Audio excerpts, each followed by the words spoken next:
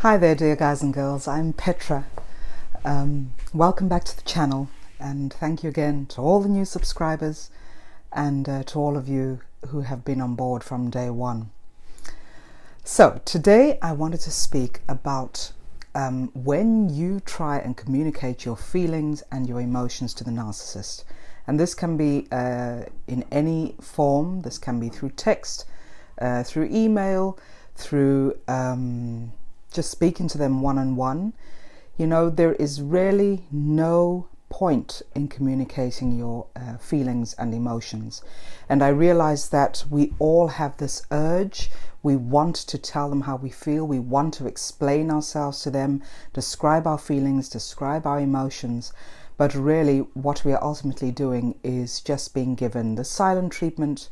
We are getting anger, and our needs are not being met. When two healthy people have a conversation, then or when they're in a relationship, then both needs are met.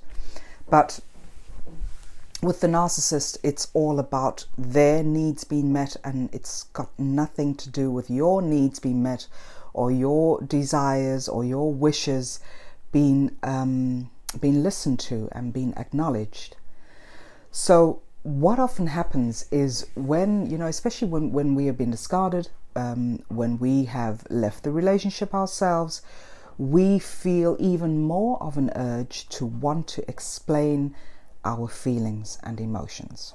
And this was also true for me with the last friendship I was in, narcissistic friendship. I felt the urge at some point, because I had been I had all these accusations thrown at me, and very mean things were said to me. Especially, it was sort of taken to level 100, in the last, I would say, 2, maybe 3 months of the friendship. She really turned up the heat on the accusations and the unkind remarks and the abuse in general. So it got to a certain point where I felt that I needed to communicate how I was feeling and what my emotions were in this whole friendship towards her. So because I knew that she would always get the upper hand if I spoke to her one-on-one or if I had a telephone conversation with her, I realized that there was no point in doing it that way. So I thought, well, what I'm going to do is just sit down, write an email, get all my feelings and emotions out, tell her about this or about them, and also explain myself in certain situations. This is for all targets. We feel the need to explain ourselves when really there is no need. When you set a boundary and when you communicate your emotions and feelings, or feelings especially, there is no need for you to explain yourself. But we always make this mistake where we feel that it is necessary to explain ourselves. So anyway, I got about sitting down and I think it took me about 2 hours to sit and write that email. And when I read through it, I thought, oh, maybe that's too painful for her. I'll remove that bit. Or maybe I'm confronting her too much, so I'll remove that bit. So at the end of the day, I had cut a lot of what I had originally written. I had downsized it, so to speak. And I sent her the email. And the response to that was, I refuse to read all this text you have sent me. If you wish to discuss your text message with me or your email with me, you may phone me. And if you choose not to phone me, then I will delete your message. I am not going to read it. Well, first off, I just felt that was a lie. Of course she'd read the email. She knew exactly what I had written in there. But you see, this is the thing. When you confront the narcissist or communicate to the narcissist about what you're feeling and about what you're thinking, this is up in their face. They do not like confrontation. So when they see that you are challenging them with things that they have said or things that they have done, they will shut down that whole conversation. And it was shut down by way of email. I did send a quick message back to her and said, I refuse to get on the phone with you and read my email to you. You can read it in your own time, and if you choose not to read it, that is also fine with me. So what this is really trying to tell us, when we get these very, when we pour our heart and our soul and all our emotions into trying to tell them what we are going through, this is always shut down. So again, it is the feeling of abandonment that you get, the feeling of rejection, the feeling of not being heard, which is all the same stuff that you experience when you're in the relationship anyway. So when it comes to, many people have asked me, should I send an email? And that is a very personal thing. Of course, it's not about should I, it's about what you personally want to do. If you feel that you want to send an email to explain yourself or to just get things off your chest, that is fine. If you want to send it, that's also fine. In hindsight, what I would suggest is that you write out the email, but don't send it. Because there is also a lot of energy that has been released when you write down your thoughts and feelings, and when you can sort of envision that you are telling the narcissist in your life, or who is now out of your life, about what you went through, it is also releasing energy. So all our thoughts come through our hands onto paper or onto your iPad or computer, and you are also releasing that energy.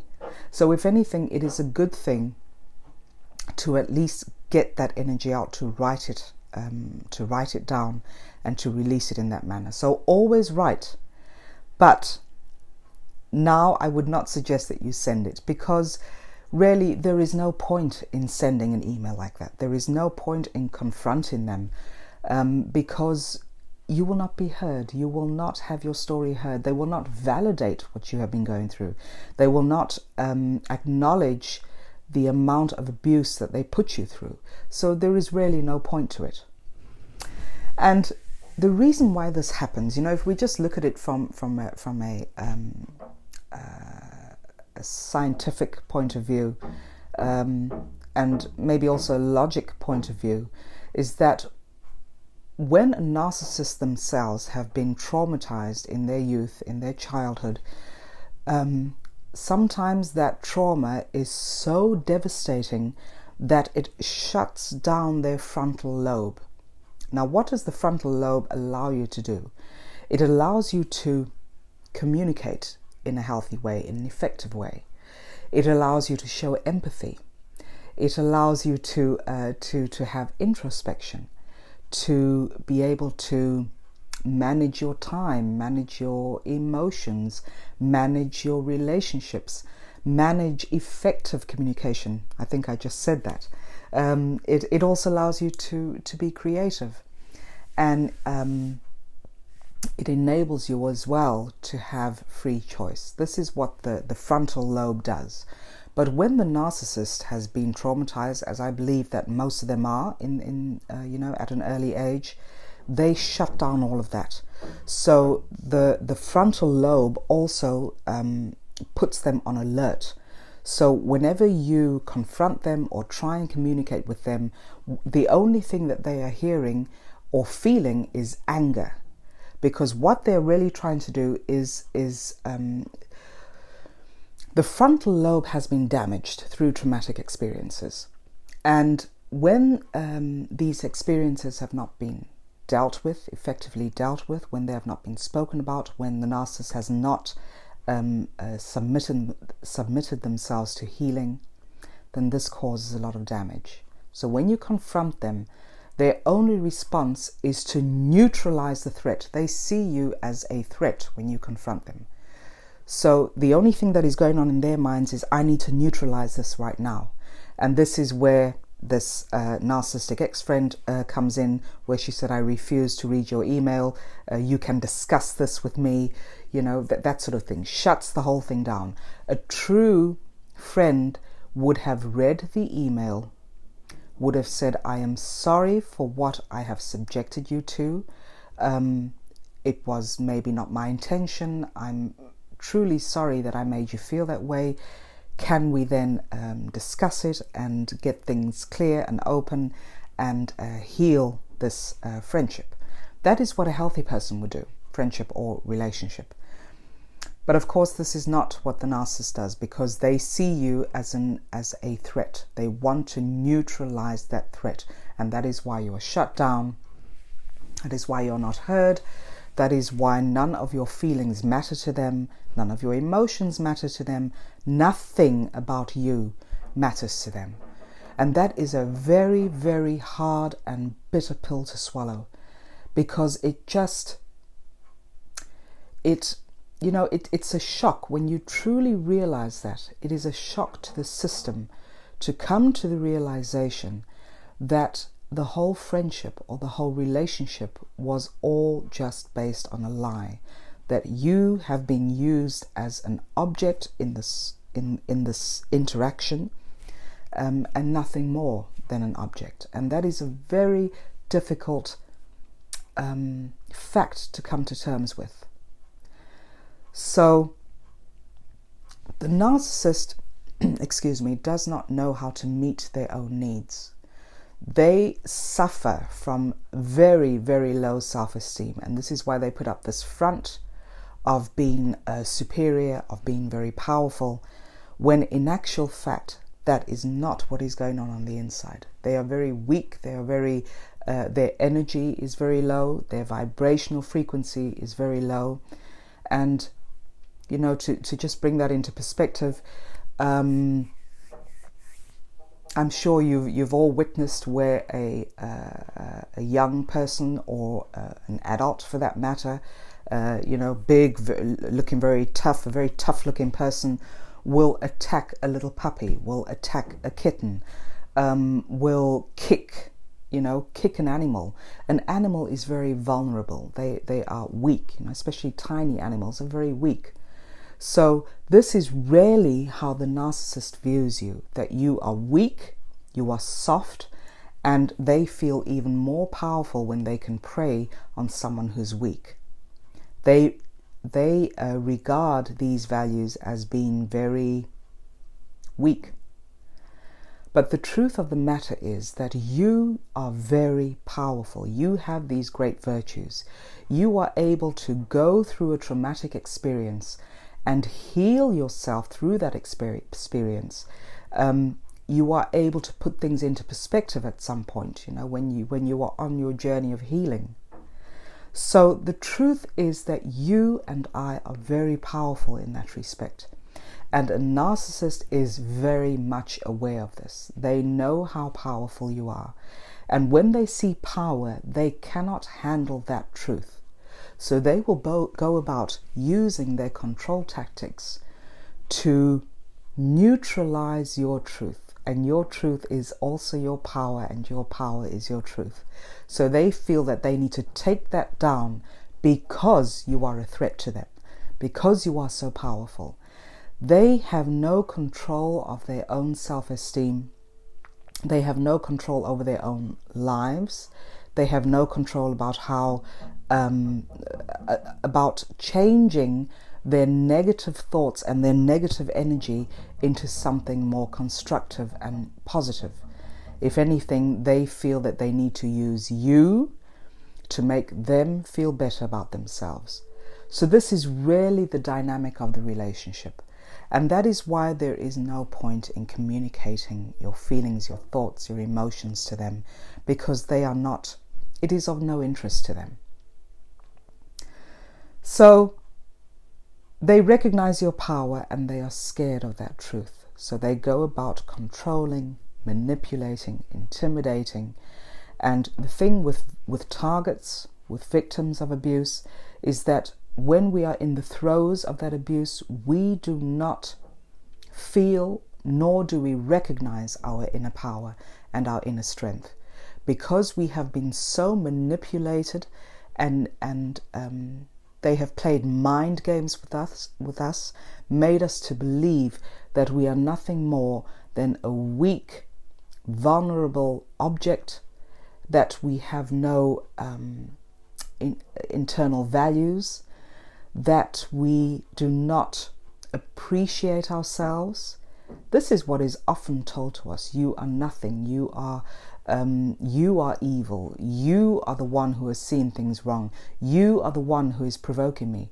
So when this is said to you often enough, your self-esteem is taken down to the very lowest. So you do not believe that you have that strength and power to stand up for yourself, to set boundaries, to say no. And this is where they want you. They see power. This is why they choose us as easy targets. We are nothing more than easy targets to them. And why are we easy? It's because we are always looking for the good in humanity. We are always willing to compromise. We are always willing to get into discussions. We are always willing to communicate in a healthy way. And again, this is something that the narcissist sees. They see the very power.